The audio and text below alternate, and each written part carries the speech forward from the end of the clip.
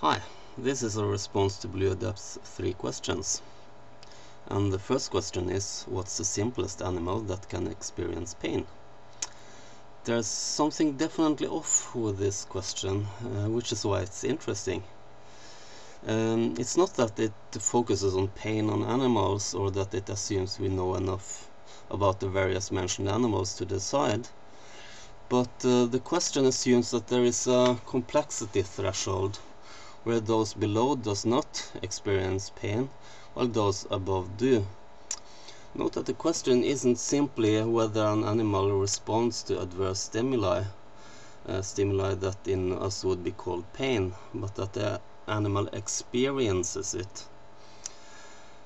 So in order to answer this question, one must first decide whether an animal can be said to experience anything. However, the real world does not always divide itself into neat categories like that, and I'm pretty convinced that it does not do so here. This is the problem of the discontinuous mind, as Dawkins expresses it. We'd like to put animals into discrete categories like species, clades and the like, but if you look close enough at nature now, or nature as it has been, these dividing lines seem to disappear. Minds are also like that, I think. You don't really have to go to other species. Do you experience pain if you're in heavy sleep? What about light sleep or under heavy sedation? A simple one-celled organism can respond to stimuli, possibly even stimuli that tells it that it has received damage.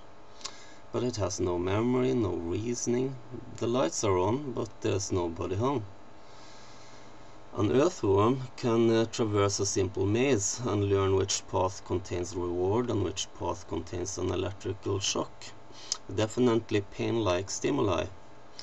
But if the word experience should be meaningful, we may want to avoid using it on this simple creature, whose action can be reproduced by simple statistical tools or artificial neural nets.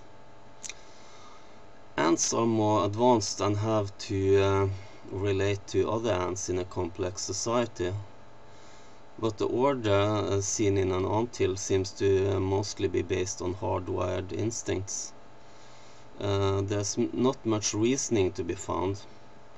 Still it has a kind of a mind that can be comparable or even beyond most artificial intelligence today.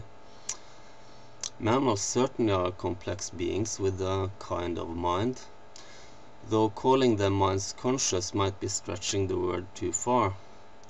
But for some, semi-conscious may be a good description. They definitely behave like the experience that in us humans is called pain. Chimps has a certain self-awareness and can be said to have a proto-consciousness. And at last humans definitely do. All along, the best we can do is not to answer definitely yes or no, even if we got perfect knowledge about the nerve system of each animal. Rather, the best we can do is to answer to what degree an animal experiences pain, I think. So my final answer to the original question is definitely that depends, and that the question of degree would be more illuminating than when dealing with ethics and animals. Second question, can we make an algorithm that experiences constant excruciating pain, and should we do it? As an AI hobbyist, I'd like to answer definitely yes to the first part and no to the second. Note that an evolutionary solution to developing consciousness or semi-conscious artificial beings can be our best shot. Such beings definitely would have to respond to adverse stimuli, and before they evolve into something looking like consciousness, we definitely would have to take an ethical stance on that. However, they could also experience other states of minds, which could make their hardship and their existence worthwhile, even possibly good. Third question. That's a hypothetical scenario where ants decide that there's no one more evolved than they are, at least partially based on an argument that if such beings existed, they would cause the ants to experience less or no pain. There are several problems with this question. First off, if the ants were smart enough to reason like that, they would not be particularly less evolved in any sense than us.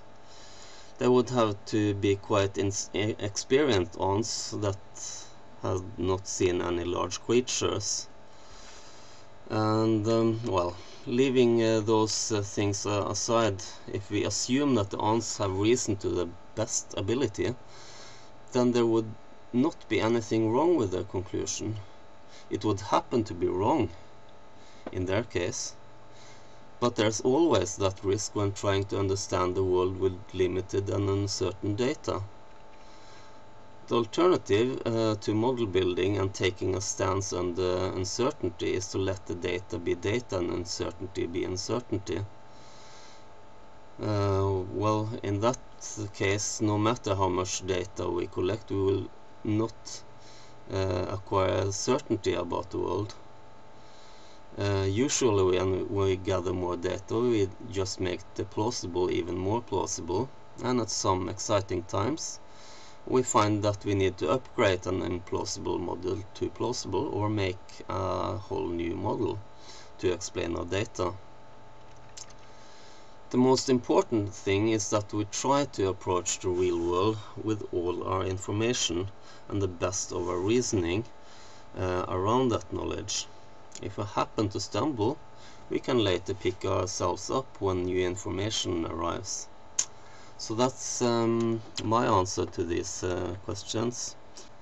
The questions seem to lead in a certain direction, but they're questions, and I would like to thank Blue Adapt for making his videos. They are thought-provoking. They're not provoking the same thoughts in me as they do with Blue Adapt, I think. But the main thing is that it makes you think, and that's a good thing. So okay, that's all for now.